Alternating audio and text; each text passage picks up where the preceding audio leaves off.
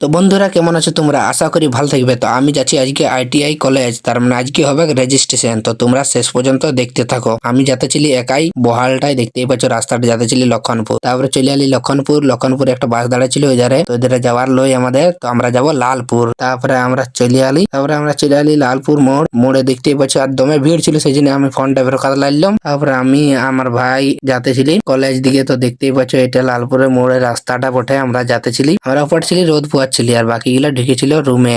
আমি চলে এসেছি রুমে আর ছেলেগুলো বসছিল আর টিআই আমরা বসছিলি পেছন দিকে।